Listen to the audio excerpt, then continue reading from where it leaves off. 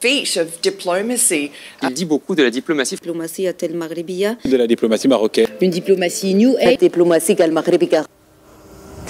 You often hear about diplomacy in the news, right? Big headlines, international summits, world leaders meeting. But what do we really know about it? What is diplomacy exactly?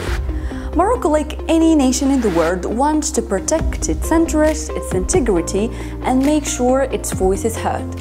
That's why you often see His Majesty Mohammed VI, Nasser Bourita, Omar Hilal, and Moroccan diplomats traveling, meeting, negotiating with other countries, working to find solutions that benefits everyone involved.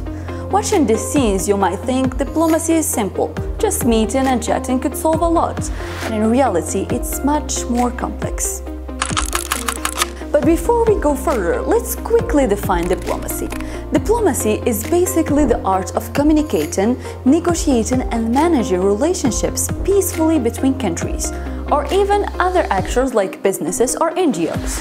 More simple, it's about achieving national goals, or solving conflicts and building cooperation without using force, through dialogue, persuasion, and compromise. Let's make this real with a short story. Imagine Morocco is importing a key products from a major supplier country. Suddenly, that country raises its prices significantly, making the situation more challenging for Morocco. Back home, prices rise, and Moroccan households feel the impact. Local production alone can't fully meet demand, so something has to be done. To address the situation, the ministry in charge is tasked. Their mission is to negotiate better terms for imports from this supplier country. Moroccan diplomats start by asking the right questions. How significant is the price increase? What does the current trade agreement with the country entail? Is there room for flexibility? And most importantly, does Morocco have any leverage to encourage this country to discuss?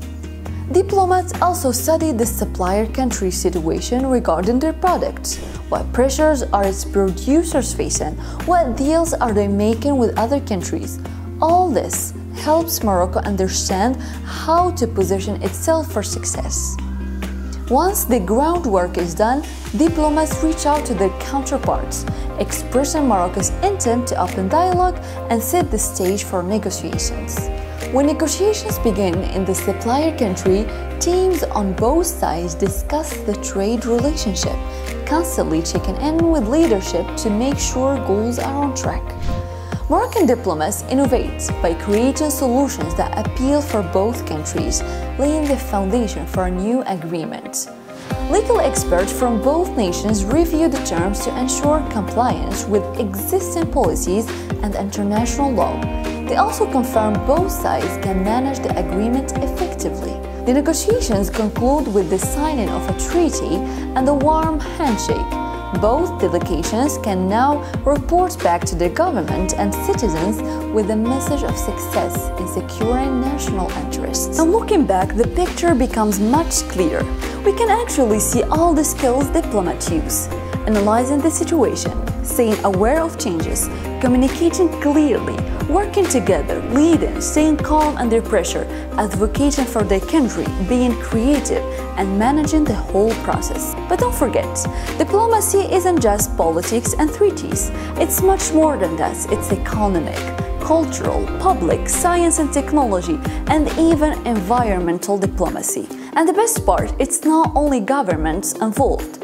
NGOs, businesses, and civil societies all play a role in making these solutions work.